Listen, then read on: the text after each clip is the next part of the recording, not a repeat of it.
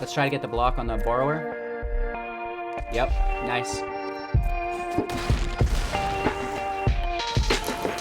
We cleaned it up with Chandra. That's probably a scoop, I don't know. It certainly feels good from my position. Oh! Nice. Hey everybody, welcome back. Thanks for taking the time to watch Hello Good Game. Today we've got something incredibly special for you. I went 3-0 within Mythic, so 100% win rate against not only some of the best decks, but some of the best players in Magic the Gathering Arena right now. We're going to break down the deck in its entirety, why were all of the cards chosen to be included in the deck, the strategies, the synergies, some of your ideal opening hands that you're going to be looking for, everything to really get you up and running with this deck so you can perform as effectively and efficiently as humanly possible before you really get that hands-on feel for it. You got to play with the deck before the heart of the cards will honor you with your RNG luck. So with that out of the way, if you guys do find any value within the video, please like it. It's a great way to help support the channel. I cannot express how much it does help. So thank you for all of those thumbs up. Now, let's get right into it. Of course, if you're not interested in the deck breakdown, jump right into the gameplay footage. That's totally fine.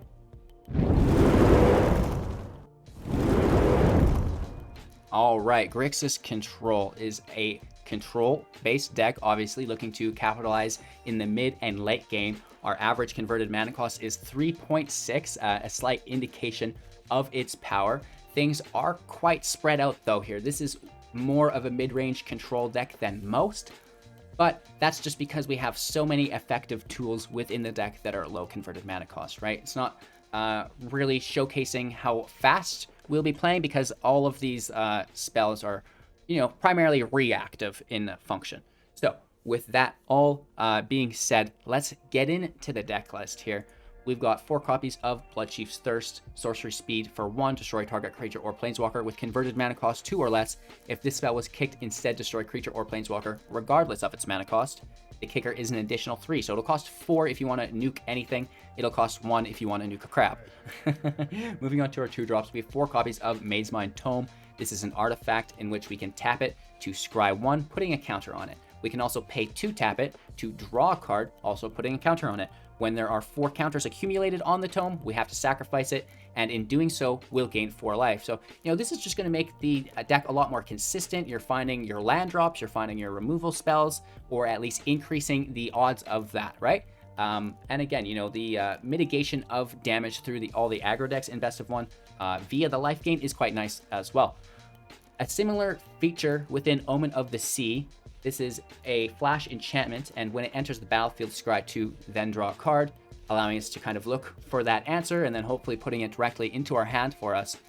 So, that's good value. And then, of course, we do have a little bit of residual value within the card in which we can pay 3 to sacrifice it, allowing us to scry for an additional 2, which is really, really good. So you can see all of the scry that's in the deck. And of course, we're, lacing this in with a bunch of removal and then making sure that we do hit our land every turn as we ramp into some of the bigger control spells that we do have incorporated.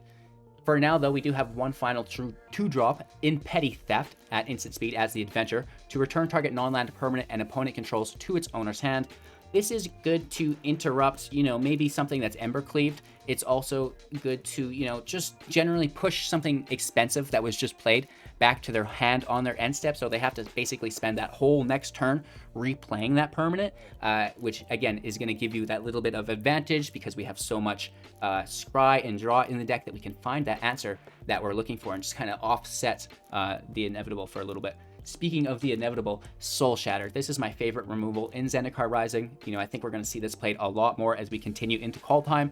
At instant speed, each opponent sacrifices a creature or planeswalker with the highest converted mana cost among planeswalkers and creatures that they control. Dream Trawler, Hexproof doesn't save it. Elder Gargaroth, it's big enough to just take it. We have Ugin that this takes. This also takes Terror of the Peaks without taking any damage to yourself. Anything with Indestructible that happens to be the highest converted mana cost. So, you can get those Wicked Wolves sometimes with this as well. Basically, their highest converted mana cost will be the biggest threat always. And this is just going to take care of it at instant speed, which is even better. We talked about the Borrower's Petty Theft, but we also have the creature as a 3/1 with flash and flying. It can only block other creatures with flying. This is nice just to apply a little bit of pressure, right? You go from being a control deck that just like controls forever, and it's like, I hope they get bored soon, to, you know what, here's some evasion-based damage in the air. You have to deal with it or you're gonna lose, and I'm still controlling you while we deal that damage. So it's a, you know, a little bit of tempo spice in there as well. Moving into our 4-drops now, we've got 4 copies of the Extinction Event at sorcery speed, choosing odd or even, then exiling each creature with the converted mana cost of the chosen value. 0 is even. 4 copies of Storm's Wrath, a similar feature, no exile though, to deal 4 damage to each creature and each planeswalker. I will do the Storm's Wrath as a priority because, you know, we do run a few creatures and we do run a few planeswalkers in the deck, and, you know, if we can use these first before the event, and then, you know, the event won't hit our planeswalkers, and we can decide if or not it hits our creatures. So just giving us a little bit more control over the value that we are losing within our own removal, because, you know, this happens to both people. The Extinction Event happens to both sides. The Storm's Wrath happens to both sides. So we want to make sure that what happens to their side is worse than what's happening to our side, right? Making sure that we're getting the good end of that stick. Into our 5-drops now, we've got 2 copies of Ox of Agonas. This is a 4/2, and when it enters the battlefield, discard your hand, then draw 3 cards.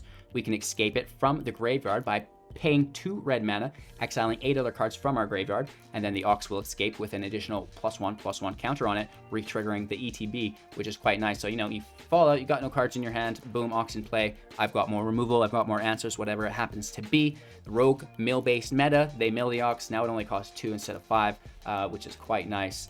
Speaking of refilling our hand, we have Chandra, Heart of Fire. This is a legendary planeswalker with 5 loyalty when she enters, +1, discarding our hand, then exiling the top 3 cards of our library until the end of our turn, and we get to cast spells this way, which is really nice. Of course, we do have to pay for those spells, but similar to, you know, having a dead hand and then getting a couple more spells, the Chandra plus ability will do that for us. We have the second +1 ability here, and it just deals 2 damage to any target, whether that be our opponent, and we're just burning them down because we've got plenty of removal in our hand that we don't need to do the first +1 to discard and grab more off the top. And yeah, or maybe we're removing creatures, right? And of course, finally, -9, search your graveyard and or library for any number of red instants and or sorcery cards, exile them, then shuffle your library. You may cast them this turn. The only thing we have is Storm's Wrath. You know what I mean? The other red card is an Ox here. So, you know, if you really need the wipe, -9, right? You know, you're already killing yourself, so there's no worry about casting the Storm's Wrath at that point. But typically, you know, this is just in there for the draw engine. Plus, you know, you can deal a little bit of damage to help close out the games earlier than they regularly would be. 4 copies of our Shark Typhoon. This is a 6-drop enchantment, and whenever you cast a non-creature spell, create an XX blue shark creature token with flying, where X is that spell's converted mana cost, cycling for 2+X, and whenever you cycle Shark Typhoon, create an XX blue shark creature token with flying. There's a lot of text, so typically the cycled shark is better because it's guaranteed value. Not only are you getting a body in play to do something, you are also replacing the Typhoon with the cycle, so you're getting that draw off the top, which is, you know, very good within the deck. Playing the Shark Typhoon is, you know, much more powerful. However, there's a chance for your opponent to interact with it. Now, your opponent cannot counter a cycle. They can remove the shark once it enters, sure, but now you still got to draw. So you see how you're always getting value out of it. Whereas if you play the Typhoon and then they remove it, now you just spent 6 mana and got nothing out of it other than burning through one of their removal spells. So, you know, you can kind of get in trouble with the Shark Typhoon, so determine whether or not your opponent can deal with it first. If they can't, all the power to you. If they can, just play it smart, get the shark, and push in with flying damage. We also have 2 copies of Ugin, the Spirit Dragon, 7 loyalty. When this big baddie enters play, +2, dealing 3 damage to any target, -X, exiling each permanent with converted mana cost X or less, that's 1 or more colors, and -10, you gain 7 life, draw 7 cards, and then put 7 permanents from your hand into the battlefield, which is just about more than we'd ever need. We don't have a ton of permanents in Ox of Chandra, you know, Omens, Mazemind Tomes, the Borrower. Typically, it's just the -X for removal and then the +2 for more damage, similar to Chandra.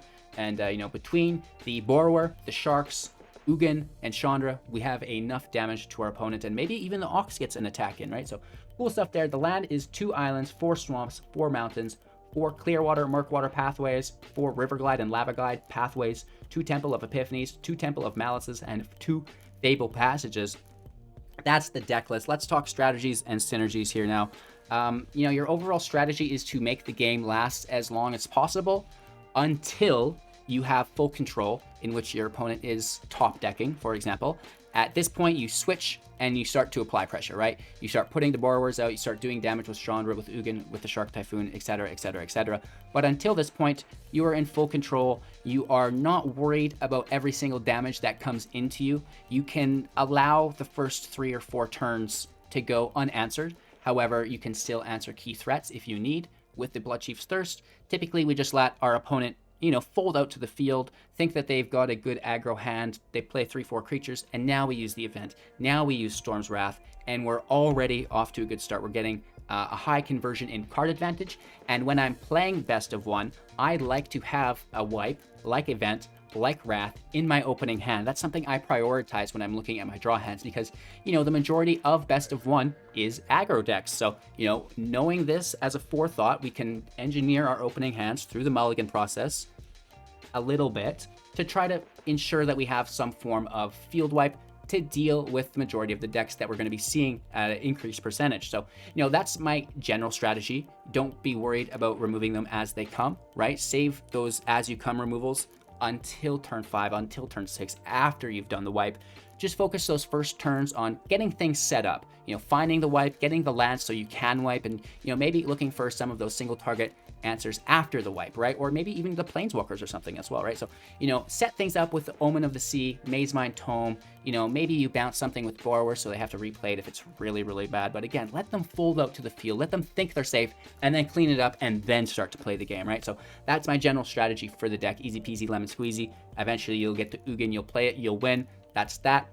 We have an incredible win rate for you guys today. 100% within Mythic. I know that this is not dependent upon the deck, but also the person playing it and the people they are playing it against. It is also a small sample size.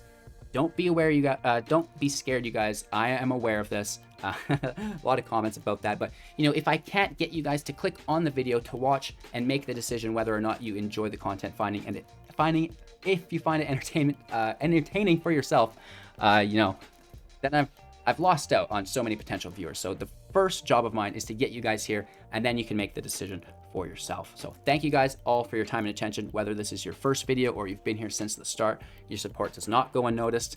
Thank you, thank you, thank you. Enjoy today's gameplay footage, and I'll be back with my wrap-up thoughts after which. And again, if you're interested in what we're using today, track our deck statistics and our you know, our draw rates, everything, it's Magic the Gathering Arena Assistant. Your collection results, and there's so much info here that's available to every Windows individual in the link in the description below. Check it out, give it a download, and again, let's get into the gameplay. Going first against rank 55, woof. It takes some serious dedication to remain top 100. You need to be playing the same deck a lot.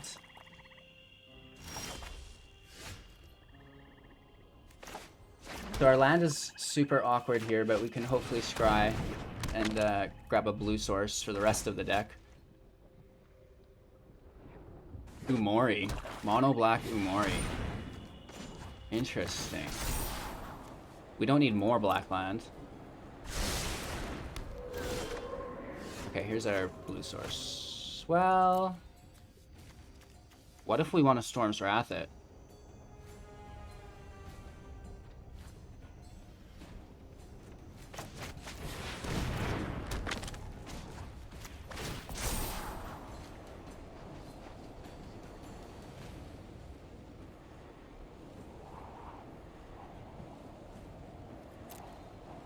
Let's toss that.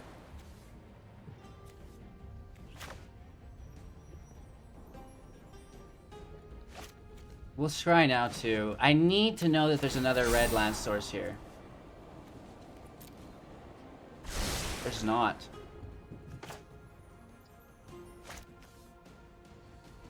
This is gonna hurt.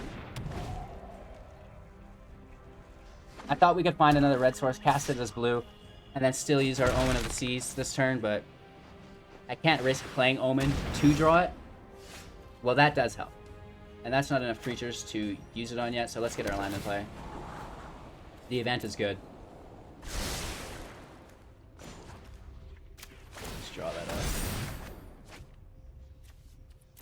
Okay, so So things are looking a little bit better. We can kind of relax now.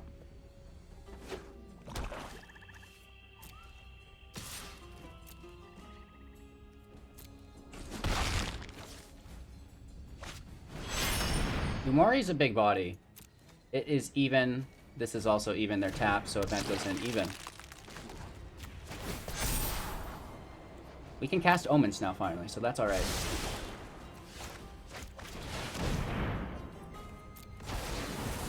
It's a good start. Dealing with the companion. Definitely not a bad start. We're at 5 mana. We've got some Omens to cast. We need another blue source or something, though. We're making it 2-2. Mono Black Devotion? Question mark? I think it is Mono Black Devotion. This is one of our decks, baby. Alright, let's take our scry. Yeah. Yeah. Yeah. Yeah. Clean it up.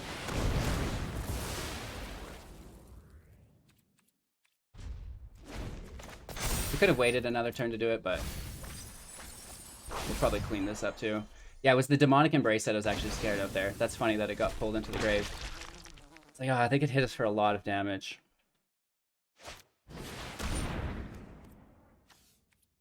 Okay.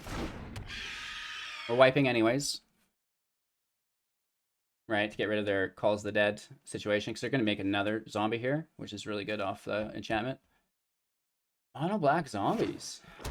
In the house. I like Cacophony. It's a little flimsy, especially now that we have things like Spikefield Hazard, but still very cool. Nice. So they want to spend their mana this turn instead of next turn. We can do our scries here. We also gain 4 life in this situation.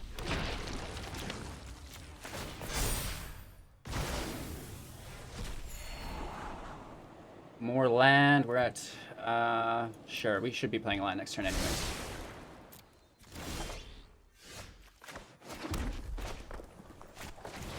Ay, caramba. That's our turn again. We are running out of steam. The question is, do they have enchantment removal? Can we hardcast this Typhoon? I think we can. I kind of think we can.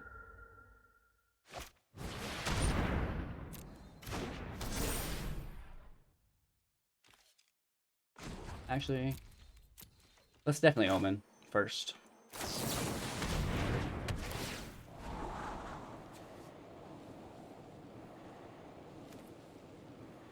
We already have 6 land, but we still need to go to 7 and 8 for Ugin, so let's leave that all there. Oh, this is a 1-drop, and we have 7 mana. Oh, no. Oh, no. I'm so sorry, bro. Grixis control is tough, you guys. It's a good deck. They get the draw through the death of it, but they have to immediately address that Shark Typhoon.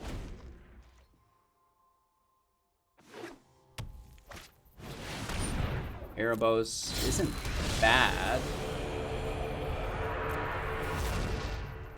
Let's take our last scry here. 4 life. We could have saved it for a draw, maybe. Borrower's great. We can bounce that. It's also an instant for a shark.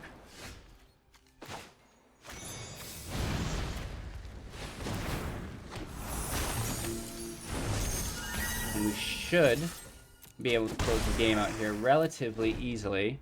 Right? Just scrying for more instances or sorceries. Will be carded back into play. Another land. Our turn into the Omen.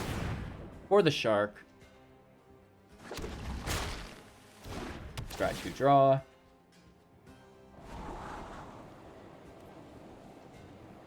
Does that still count as a creature? I don't know, but I do like Soul Shatter. It's a cool card. And if it was, I think it's just an enchantment right here. Yeah, it's not a creature. Oh, no. Oh, no. We've seen how Chandra just shuts down games. Who's ready for some hot-headed action?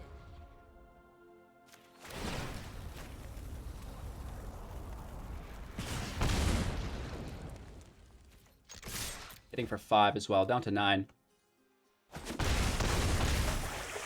I think we've got this dialed in here.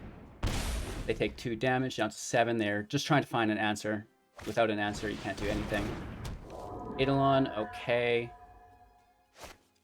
Myers Grasp on a Shark for the draw. I'm grateful they don't gain life through the interaction. They have to pay 3 life if they're looking to cast the Embrace from the graveyard as well. They're getting a really nice string of cards here, but it's not going to be enough. I don't think. Right? Yeah.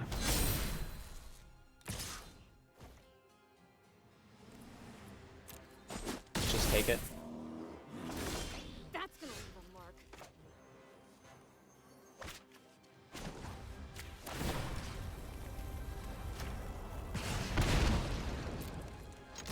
Oh, another life gain. We still have to take it though, don't we? And we don't die because they have to block the 5/5. They're gonna have to sacrifice the bleak card and we get another Shark.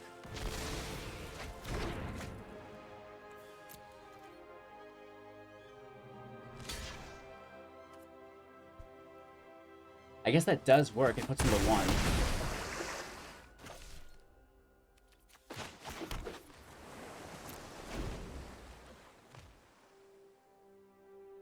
I mean, there is a world in which they come back from this. They've got life gain, even though they're at 1. We have more damage output than they have life gain, though. They're on to their last card. They can't castle. They can escape Mogi's favor. They cannot Demonic Embrace.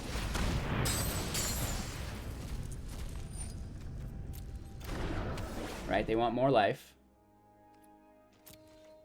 Chandra does survive.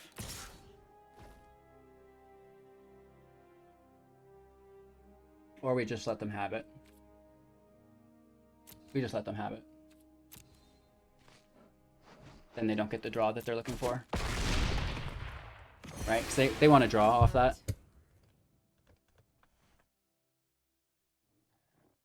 Up to 7. There's an Embrace. Getting in the sky with the other to defend. It's good. Omen play is nice. We can draw off it. Plus we're making a Shark.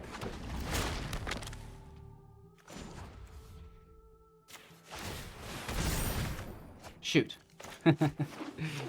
Cry. Well, event can hit odds. That's very good.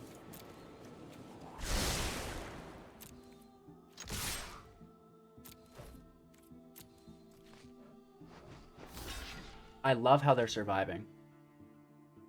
They gained 4, but they take 8. That does not add up. I hate math too, bro. Sorry. Woo! 100% win rate, taking down some of the best players in the world. Our opponent goes first. Not great. Low on land. Tomes will save us. And we have a Chandra. A mystical hobo. Welcome to the stream, mystical hobo.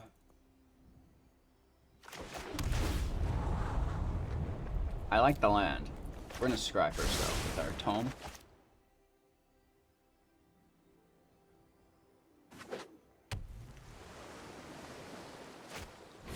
Uh-oh!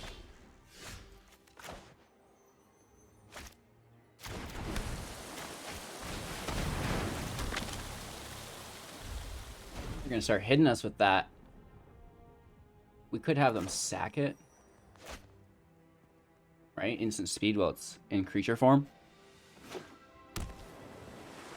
Trying to figure out the answers. It's so stressful playing against Azorius. Like, come on, you guys. Why? Why?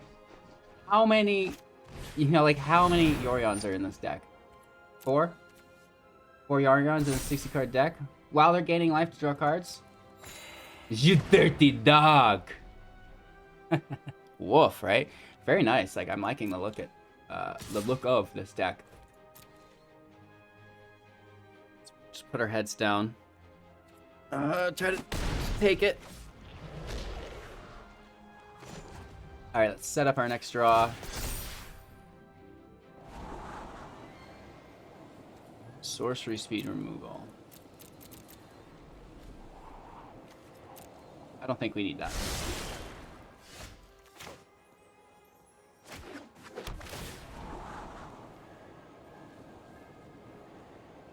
I also don't think we need this. If we do, I'm gonna be sad with myself. But let's just try to set up the mid game, right? Get everything ready and hopefully curve into a Shark Typhoon. Right?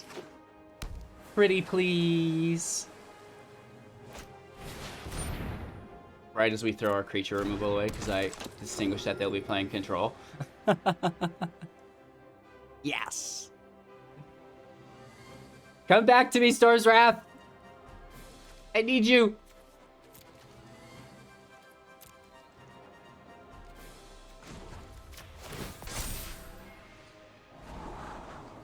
A little early for Agonas. Just looking for land. Making sure we find it. Making sure we find the land drop!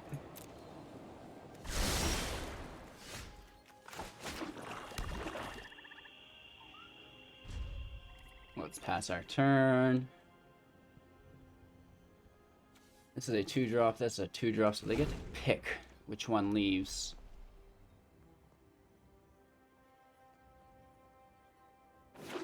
There's gotta be something better to remove than these, though.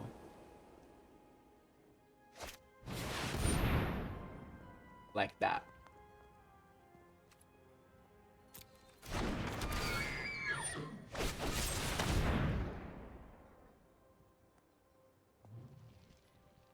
Archon gets self-sacked.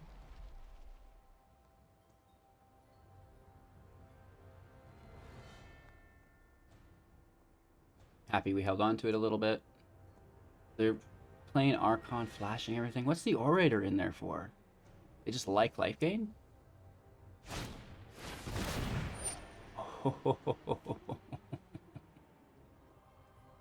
Sploosh, very nice. Unsummoned for 1.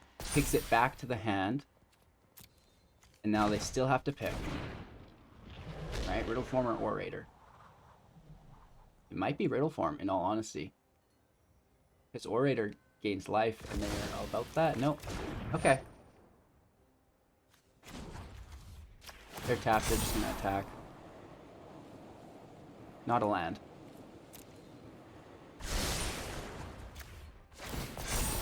It's a land, perfect. Just trying to make sure we hit a land every single turn.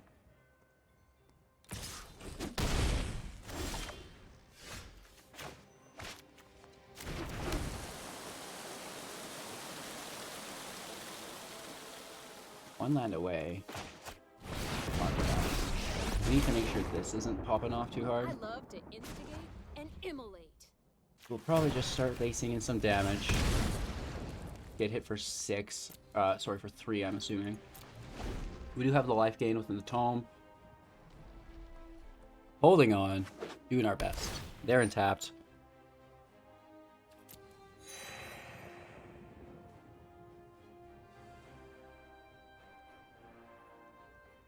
I'm sure we'll see Archon enter again.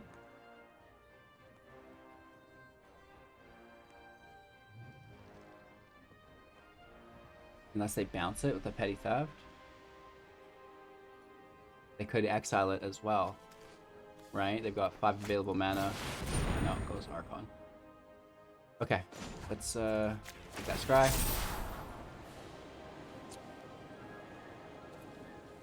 I liked the idea of Storm's Wrath for a little bit, but now that we have Chandra in play, I don't think we need to do that. Looking for a land. There it is. Perfect.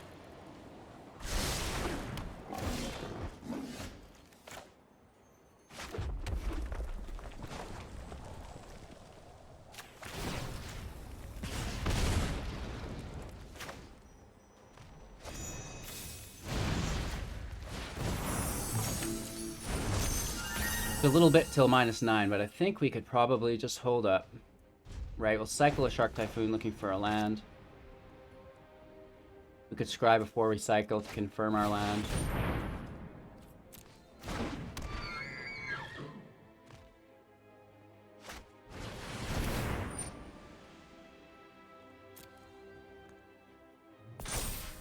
We can only cycle for 2.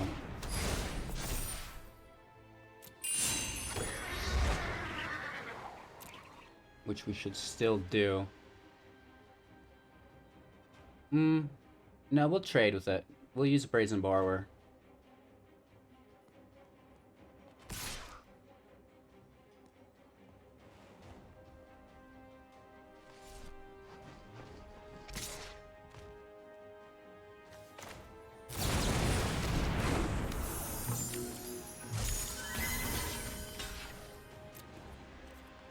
Right? That's alright.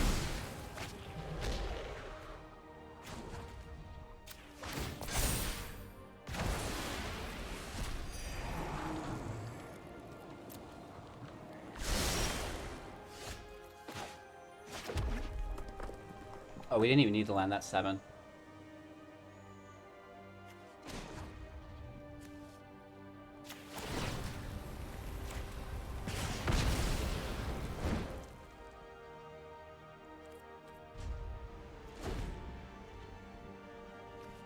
Nice. So they're gonna try to hit Chandra. We're just trying to protect her.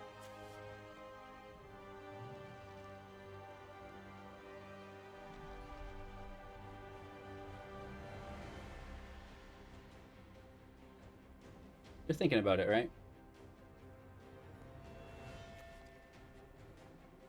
They have to deal damage to us, not Chandra, to get the Staggering Insight to trigger.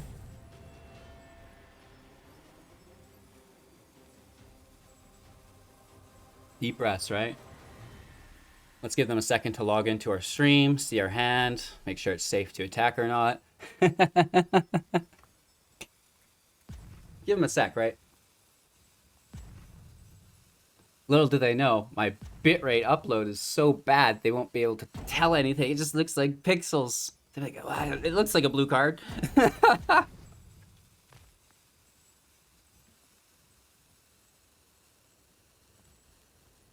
Are we getting roped? If they take action after this roping, like they're not looking at anything, they're not reading anything, they've not touched their hand at all.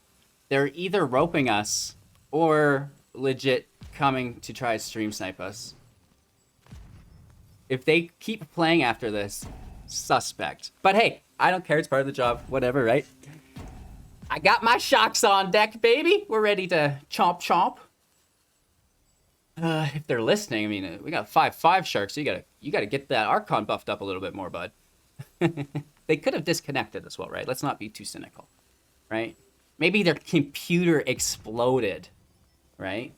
Or maybe they just got a notification for the latest Hello Good Game video, and they had to rush to watch it. They're like, oh my god, I gotta watch that new YouTube video. Right? Alright, I mean, if they're gonna skip attacking, I say we still cycle the shark for 5, right? Because we have 7. We'll play it like they didn't disconnect or rope us. This looks just delightful. Spend the damage up top and that's our turn? Question mark.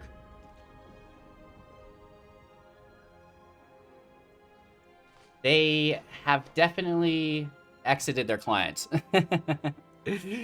Right?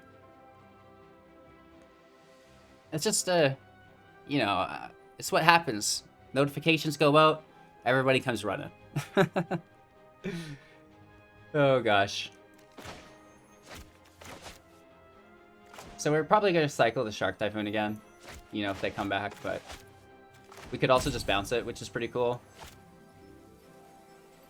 Grixis control in the house, bullying out this oddly well played Azorius tempo, I guess you could call it. When I'm not sure, I raise my voice up in suspicion. And this should be their final rope, I think, right? Burn, baby, burn. That's alright. And, you know, not always the greatest way to win, but, you know, I'll take it. Going first is going to be a huge help here. Of course, everybody gets the stamp. Hello, good game. With the heart, of course, because it's to indicate something friendly or of peaceful intent.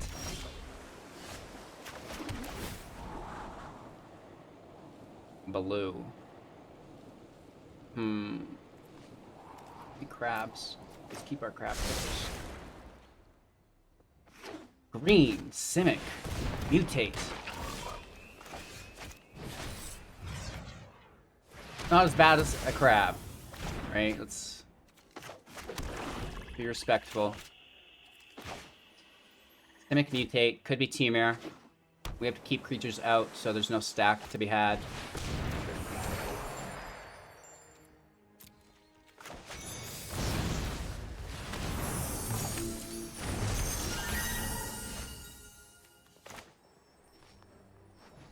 Let's spin our library, taking a blue source here.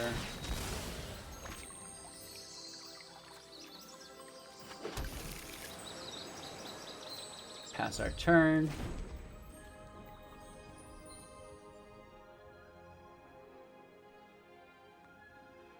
We can flash the Borrower in, Bloodchief's Thirst, whatever they play.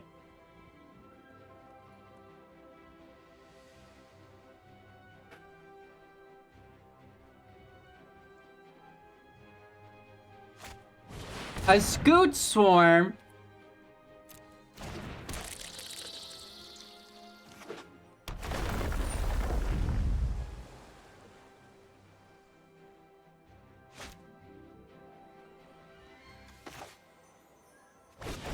Get out of here, bro.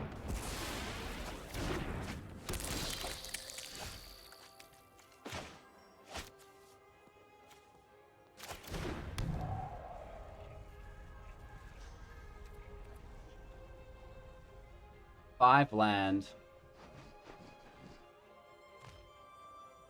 We can't play both of these. They can still mutate onto the insect, so let's just take it. It only costs one, we can still flash in. Right? Just keeping that stack away, no matter what. Trying to top deck land so we don't have to Ox our Ugin out. This is fine. Could be an octopus. Oh, there's another land. Never mind.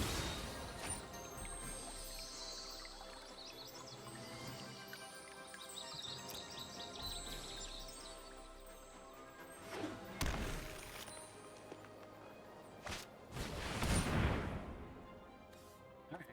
They're gonna build up that stack. Borrower is in. The land is good. 2 land away till an Ugin. Is it worth it? No. Go for it. We'll get another Ugin. What we need is control. We might regret that. We'll see. We would have gone 1 land and then nothing. So it would have been 4 turns until we got an Ugin. I think it's the right play. What do they bounce? These are both bad bounces. Nice. I don't mind that, actually. That's pretty cool. It's like, you know, Nico's ability on the Ox or whatever. Or no, not Nico. Is it Nico? Yeah, I think it's Nico. Throw it back real quick.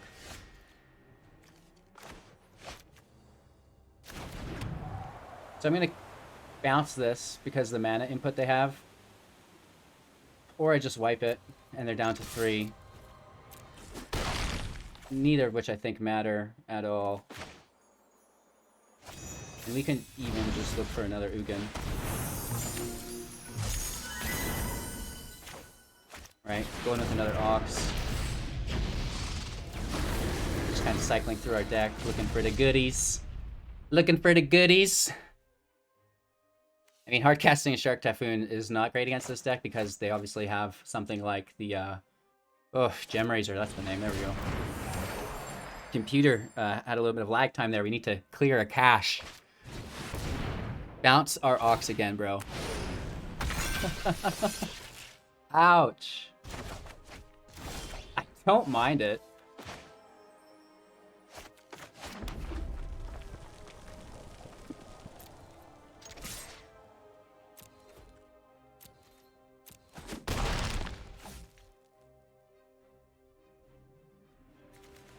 We're not hard casting it, but it is a very nice cycle.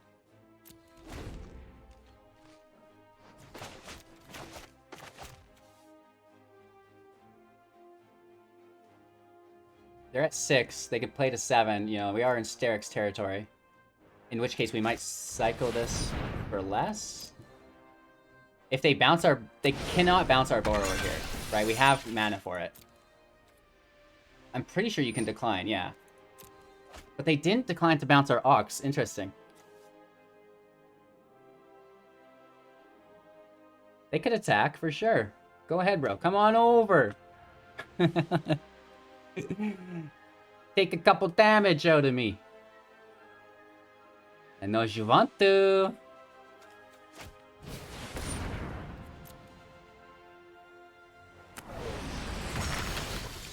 So we would love... What? Okay. You have to select it and then decline it is the thing. Okay.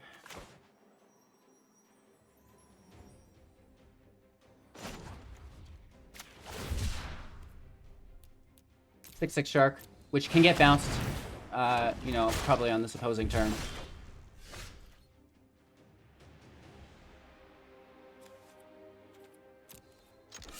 Let's try to get the block on the Borrower.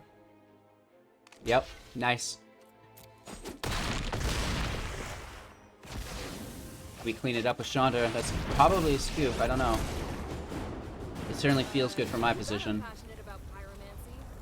Oh!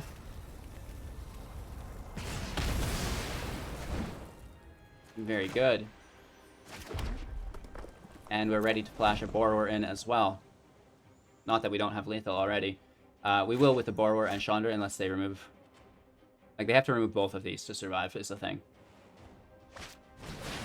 Vivian, that's fine. 3/3 Breach. Elemental cat dinosaurs? I love Ikoria.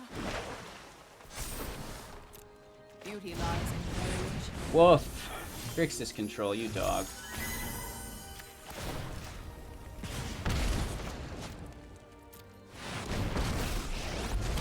Double Chandra? We could have killed the blocker too. I don't think it matters. Got him. Both lines worked great. Unless they have some shenanigans. No. No, no, no. Very nice. Woof. Right? This worked out better than I thought. I was worried that we didn't have Cling to Dust in the deck. It turns out we didn't need it. It worked really good without it. We didn't really run into too much of the graveyard shenanigans. But, you know, we do have a lot of answers, right? So even if there is forms of recursion, it's not like we don't have bulk answers for it, and we can just clean it up again. So, you know, I like this deck. I feel like it's performing really nicely. I'm feeling quite comfortable with it in best of one. Yeah, Grixis control and Esper control feel really, really good right now.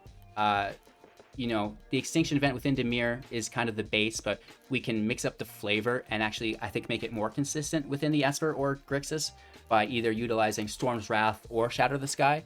So yeah, I had fun. Let me know if you guys did as well in the comments below. You know, any thoughts, suggestions to the deck, of course. Thanks for your time and attention. Don't forget to like, comment, subscribe, share the channel to a friend, and we'll see you soon in the next video. Nice.